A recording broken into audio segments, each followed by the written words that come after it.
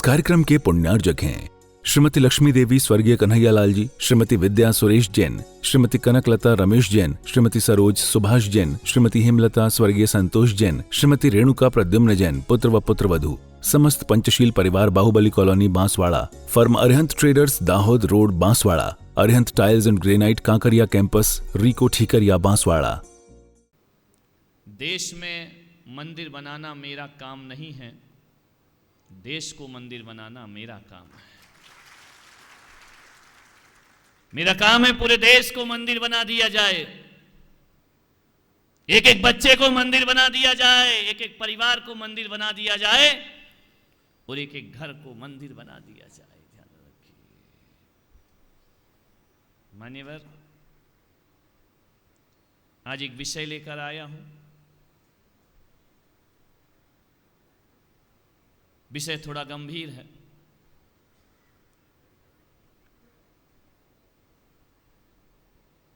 मैं एक संत हूं, मुझे बहुत गहरे आध्यात्मिक प्रवचन करना चाहिए, मुझे समय सार पर बोलना चाहिए, मुझे अध्यात्म पर बोलना चाहिए, मुझे धर्म पर बोलना चाहिए, लेकिन मैं देखता हूं कि अध्यात्म को परोसने से पहले पात्रता होना चाहिए। आदमी भगवान बनने की होड़ में शामिल है और इंसान नहीं बन पा रहा है। ध्यान रखना, मैं चाहता हूं कि भगवान हम बाद में बन लेंगे, पहले सच्चे और अच्छे इंसान बन करके खड़े हो जाएं, क्योंकि मेरी सोच है, मेरी थिंकिंग है, मेरा विचार है। जहां तक मैं सोचता हूं कि आज का सच्चा और अच्छा इंसान भविष्य का भगवान हुआ करता है। ध्यान रखिए, भगवान कोई आसमान से नहीं उतरा करता है, भगवान हमारे भीतर ही प्रकट हुआ करता है। ना जा मंदिर, ना जा मस्जिद, ना जा तीर्थ स्थान, तेरे मन में बसे हैं भगवान। ध्यान रखिए, जीवन उसी का नाम है। विचार करना है। अमेरिका के राष्ट्रपति इब्राहिम लिंकन, उन्होंने अपने बच्चे को स्कूल में दाखिला कराया। एक बेहतरीन स्कूल में उस बच्चे का दाखिला हुआ। पहले ही दिन जब बच्चा स्कूल गया तो इब्राहिम लिंकन ने उस स्कूल के क्लास टीचर को एक पत्र लिखा। बात बहुत छोटी है, बात बहुत बड़ी है, ध्यान रखना। एक पत्र लिखा क्लास टीचर के नाम। उन्होंने लिखा कि आदरणीय शिक्षक महोदय, मैं आपसे एक निवेदन करना चाहता हूं। निवेदन इतना ही है कि आज मेरा बच्चा स्कूल में दाखिला ले रहा है। मैं आपसे यह कहूंगा कि मेरे बच्चे को जब आप पढ़ाएं ना, तो ये सोचकर मत पढ़ाना कि किसी राष्ट्रपति की औलाद है, ये सोचकर पढ़ाना कि एक इंसान की औलाद है। ध्यान रखिए, बिल्कुल मत सोचना मन के किसी कोने में कि राष्ट्रपति की संतान है, क्योंकि मुझे मालूम है एक गुरु राष्ट्रपति के बच्चे को कभी नहीं पढ़ा सकता है, एक गुरु इंसान के बच्चे को ऊंचाइयां प्रदान जरूर कर सकता है। मेरे बच्चे को बताना, मेरे बच्चे को केवल किताबी ज्ञान नहीं देना, अक्षरों का ज्ञान नहीं देना। ये देश का, अमेरिका का राष्ट्रपति निवेदन करता है कि मेरे बच्चे को अक्षर का ज्ञान नहीं, मेरे बच्चे को अनुभव का ज्ञान प्रदान करना। ये स्कूल नहीं होता है, इंसान को इंसान बनाने की एक फैक्ट्री हुआ करती है। ध्यान रखिए, मेरे बच्चे को ये सिखाना कि इस परीक्षा में अच्छे नंबर आए, अरे 2 नंबर कम हो जाए तो कोई बात नहीं, लेकिन जिंदगी की परीक्षा में हमेशा अव्वल रहना चाहिए, जीवन के परीक्षा में हमेशा नंबर 1। मेरे बच्चे को सिखाना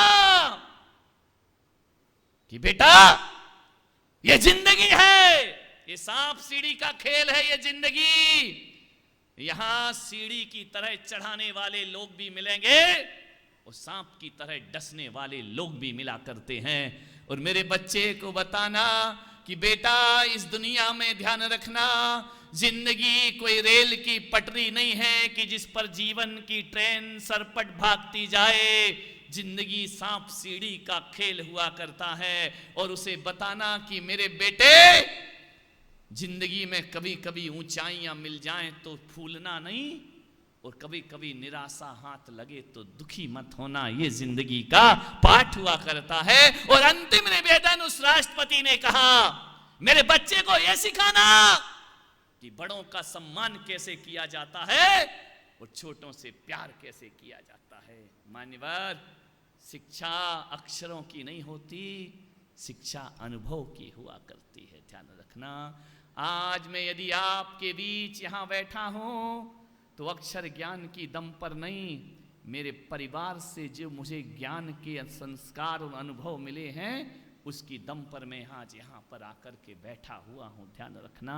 एक आदमी केवल डिग्रियों से महान नहीं बना करता है, एक आदमी केवल अच्छे अच्छे नंबर से महान नहीं बनता है, महान बनने के लिए बहुत कुछ करना पड़ता है। ध्यान रखिए, जिंदगी के साथ जीना पड़ता। महानता किसे कहते हैं? एक व्यक्ति मेरे पास आए, बोले कि महाराज मैं आपके सामने ऊंची कुर्सी पर बैठ जाऊं। मैंने कहा चिंता मत करो, मैं तो कह रहा हूं मेरे बाजू में आकर बैठ जाओ, मुझे क्या प्रॉब्लम है, आओ ना। मैं कोई नेता तो हूं नहीं, नेता और संत में इतना अंतर होता है। नेता बैठता है कुर्सी पर और संत बैठता है पाटे पर। नेता कहता है कुर्सी का मतलब मेरे बाजू में कोई और नहीं, और संत कहता है मैं भी बैठा हूं, आओ नासिक वालों जिनको जरूरत है मेरे साथ बैठते जाओ, बैठते जाओ, बैठते जाओ। ध्यान रखना, ये कुर्सी नहीं है, ये सिंहासन हुआ करता है। ध्यान रखना। मान्यवर, आपसे निवेदन है मेरा, एक गिद्ध आकाश में उड़ रही थी, चील आकाश में उड़। तुम्हारी मराठी में क्या बोलते हैं? समझ आ रही है ना? कितने समझदार हो। जब तुम्हें एक अक्षर में ही समझ आ जाता तो 1 घंटा क्यों बुलवाते हो मुझे? एक गिद्ध आकाश में उड़ रही थी, उसने नीचे देखा चकोर को। चकोर चातक पक्षी जो हमेशा चांद को निहारा करता है। चातक पक्षी को देखा तो गिद्ध ने कहा कि ओ चातक, ओ चकोर, कैसी जिंदगी तेरी, क्या धरती पर बैठकर चांद को तकते रहता है, चांद की तरफ देखते रहता है, पीऊ पीऊ करते रहता है। मेरी जिंदगी देख, मैं कैसे आसमान में उड़ा करता हूं, मुक्त आकाश में पंख फैला करके विचरण किया करता हूं। तू ऊपर नहीं आता है, नीचे ही बैठ के चांद को तकते रहता है। जानते हो चकोर ने क्या कहा? उस चातक पक्षी ने कहा कि ओ गिद्धराज, ये सच है कि मैं तेरी जैसी ऊंचाइयों पर नहीं उड़ सकता हूं, लेकिन तेरी जैसी ऊंचाइयों पर उड़ने से फायदा क्या है? बोले मतलब क्या फायदा नहीं है? बोले फायदा क्या है? तू आकाश में उड़कर भी मरे हुए मुर्दे पे निगाह रखता है और मैं धरती पर रहकर भी चांद पर निगाह रखा करता हूं। जिंदगी इसका, तेरी दृष्टि में तो मरा हुआ मुर्दे का मांस है। अरे ऊंचा उठकर भी मुर्दे को देखता है और मैं धरती पर रहकर भी चांद को देखता हूं। मेरी और तेरी सोच में इतना ही अंतर हुआ करता है। एक बात याद रखिए, सोचना है आपको, जो चांद पर दृष्टि रखते हैं वो महान हुआ करते हैं, और जो मुर्दों पर दृष्टि रखते हैं ऊपर उड़कर भी उनकी ऊंचाइयों का कोई महत्व नहीं हुआ करता है। एक बात याद रखना नासिक वालों, किस जगह बैठे हो इसका कोई महत्व नहीं होता, किस सोच से बैठे हो ये महत्वपूर्ण हुआ करता है। आपकी सोच क्या है, आपकी थिंकिंग क्या है, आपके विचार क्या है।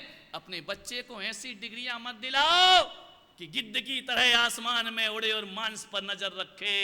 अरे ऐसे संस्कार दो कि नीचे बैठ करके चांद पर देखने की ताकत जो रखता हो वह हमारे जीवन के ये संस्कार देना है। ध्यान रखना, ये बातें स्कूलों में नहीं पढ़ाई जाएंगी, ये पुलक सागर की पाठशाला में ही तुम्हें पढ़ाया जाएगा। ये प्रवचन माला नहीं है, ये मैं कोई प्रवचन नहीं कर रहा हूं, मैं आपसे बातें कर रहा हूं, मैं आपके घरों को संवारने का प्रयास कर रहा हूं, मैं आपके जीवन को बदलने का प्रयास कर रहा हूं। अरे बहुत हो गया मंदिरों का जीर्णोद्धार, आओ अब इंसान का जीर्णोद्धार करें, उसके विचारों का जीर्णोद्धार करें। कहां गई वो संस्कृति हमारी, कहां गई वो हमारी परंपराएं?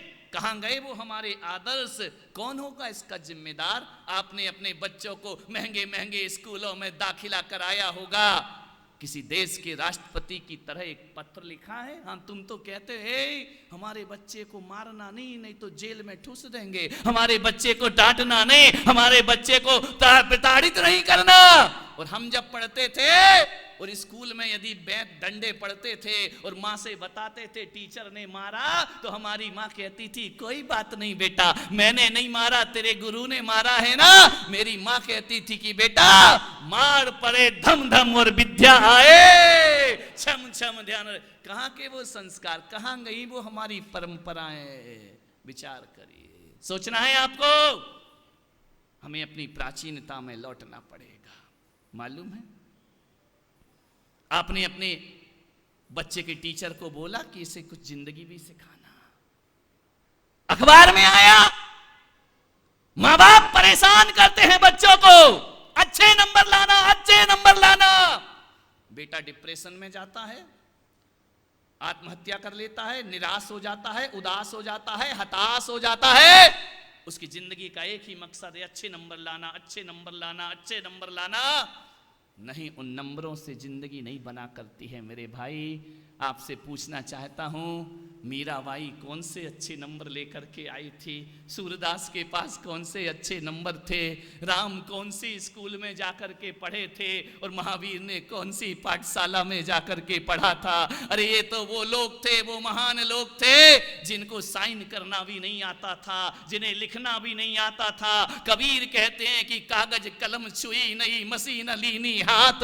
ये कोई स्कूल नहीं गए, इनके पास कोई कोर्स नहीं था, ये कोई डिग्रीधारी लोग नहीं थे, लेकिन इन्होंने अपनी जिंदगी में वो कामयाबी हासिल की कि अच्छे अच्छे पढ़े लिखे लोग इन पर पीएचडी कर रहे हैं, इन पर रिसर्च किया करते हैं। मान्यवर, जिंदगी केवल नंबरों का खजाना नहीं हुआ करता है, जिंदगी जीने का ढंग देखिए। स्कूल के टीचर से ज्यादा उम्मीद मत रखो, वो वेतन भोगी हैं, उन्हें तुम्हारे बच्चों के मार्कशीट तक भी मतलब हो सकता है, उससे भी नहीं। उनको तो 1 तारीख को अपनी तनख्वाह से मतलब है, बच्चे कुछ भी करें उन्हें उससे कुछ लेना देना नहीं है। स्कूल के टीचर की एक जिम्मेदारी होती है और एक जिम्मेदारी माँ बाप की हुआ करती है। आप अपने बच्चों के प्रति कितनी जिम्मेदारी निभा रहे हैं, एक बार विचार कर सोचना। मैं ये नहीं कह रहा हूं कि हर किसी के बच्चे में संस्कार नहीं है, होंगे, लेकिन बहुत सा मैं देख रहा हूं ज्यादातर संस्कार विहीन बच्चे हो रहे हैं। मान्यवर, स्कूल के शिक्षक की जिम्मेदारी है वह बच्चे को आ से अनार पढ़ाए। वर्णमाला जब सिखाता है, स्कूल के शिक्षक की जिम्मेदारी है आ से अनार पढ़ाए। माँ बाप की जिम्मेदारी क्या है? वो भी आ से अनार पढ़ाएं? नहीं, स्कूल के शिक्षक की जिम्मेदारी है आ से अनार पढ़ाएं और माँ बाप की जिम्मेदारी है आ से अदब पढ़ाने का। उन्हें प्रयास करिए, ध्यान रखना कि अदब क्या हुआ करती है, बड़ों की इज्जत क्या हुआ करती है। स्कूल का टीचर बा से बकरी पढ़ाएगा, लेकिन माँ बाप का फर्ज है कि बच्चे को बा से बहादुरी पढ़ाने का प्रयास करे। स्कूल का टीचर सा से सड़क पढ़ाएगा, माँ बाप की जिम्मेदारी है बच्चे को सा से सलीका सिखाएं। और स्कूल के टीचर की जिम्मेदारी है दा से दवात पढ़ाना, लेकिन तुम्हारी जिम्मेदारी है दा से दोस्ती निभाना और दोस्ती पढ़ाना। ये माँ बाप की जिम्मेदारी, ये घर की पाठशाला है, ध्यान, ये अदब का पाठ पढ़ाओ, सलीके का पाठ पढ़ाओ, बड़ों की इज्जत सिखाओ। ये कोई वेतन भोगी नहीं सिखाएगा, ये माँ बाप की जिम्मेदारी हुआ करती है, ध्यान रखना। स्कूली शिक्षकों के भरोसे मत रहो। कल मैंने कहा था ना, पूरे प्रवचन में महिलाओं को एक ही बात समझ में आई कि पत्नी को समय दो। एक पत्नी मेरे पास आई, बोले महाराज, मैंने कहा क्या? बोले यहीं चौमासा कर लो। मैंने कहा मामला क्या है? बोले कोई सुधरे या नहीं सुधरे, मेरे तो सुधर जाएंगे। ध्यान रखना, विचार करिए। मैंने कहा था कि पत्नी को समय दो। मेरा आज प्रश्न है आपसे, अपने बच्चे को आप स्कूल भेजते हैं, वह स्कूल चला जाता है, बेहतरीन स्कूल में भेजते हैं, मालूम है बेहतरीन स्कूल आजकल किसे माना जाता है? स्ट्रक्चर कैसा है, फर्नीचर कैसा है, टेबल कुर्सी कैसी है, सुविधाएं कैसी है, पढ़ाई कैसी, इससे हमको कोई लेनी देना नहीं है। अच्छा होना चाहिए। बड़े रिच फैमिली के बच्चे आ रहे हैं, बहुत पैसा आ रहा है। एक बात याद रखना, तुम्हारा बच्चा बहुत मॉडर्न स्कूल में पढ़ लेता है, कॉन्वेंट स्कूल में पढ़ लेता है। बताओ अब्दुल कलाम कौन से स्कूल में पढ़े थे?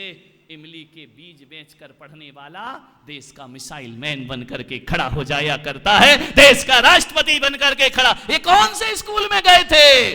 लोगों ने मानसिकता बना ली है कि सरकारी स्कूलों में पढ़ाई नहीं हुआ करती है। मैं पुलक सागर कहता हूं, मैं भी सरकारी स्कूल में पढ़ा हूं। एक बात याद रखना, जिन्हें पढ़ना है वो सड़क पे बैठ के एक खंबे के नीचे भी पढ़ाई कर लेते हैं, और जिन्हें नहीं पढ़ना है वो महंगे स्कूल में भी पढ़ाई नहीं किया करते हैं। स्कूल कौन सा अच्छा होता है?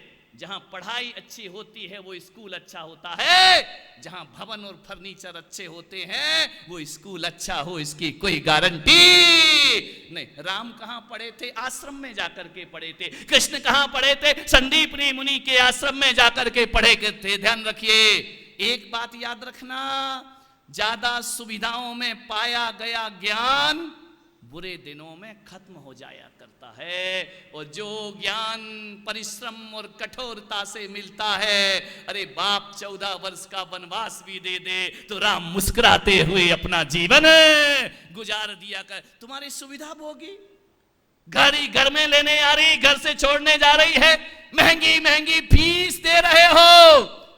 एक कम से कम साधारण आधुनिक स्कूल होगा तो 1-1.5 लाख तो बच्चे पे खर्च हो ही जाता है साल भर में। 20-25 हजार ज्यादा हो जाता है। हमको क्या मालूम भाई, हम तो 5 रुपए की फीस वाले स्कूल में पढ़े हैं। ध्यान रखिए, 1-1.5 लाख रुपए, 3 लाख रुपए साल में खर्च करते हो। आप बताइए, मैंने मुंबई में देखा कि बच्चा 7 बजे स्कूल जाता है, पिताजी 8 बजे सो के उठते हैं, बच्चा स्कूल चला गया है। पिताजी ने बच्चे को कभी स्कूल जाते हुए नहीं देखा। बच्चा शाम को लौट करके आता है, 2 बजे 3 बजे लौट कर आता है। पिताजी 9 बजे दुकान से 10 बजे लौटते हैं। बच्चे को उन्होंने कभी जागते हुए नहीं देखा है। इस कार्यक्रम के पुण्यार्जक थे श्रीमती लक्ष्मी देवी स्वर्गीय कन्हैयालाल जी, श्रीमती विद्या सुरेश जैन, श्रीमती कनकलता रमेश जैन, श्रीमती सरोज सुभाष जैन, श्रीमती हेमलता स्वर्गीय संतोष जैन, श्रीमती रेणुका प्रद्युम्न जैन, पुत्र व पुत्रवधू, समस्त पंचशील परिवार, Bahubali colony Banswara, firm Arihant traders, Dahod road Banswara, Arihant tiles and granite, Kankaria campus, RIICO Thikariya Banswara.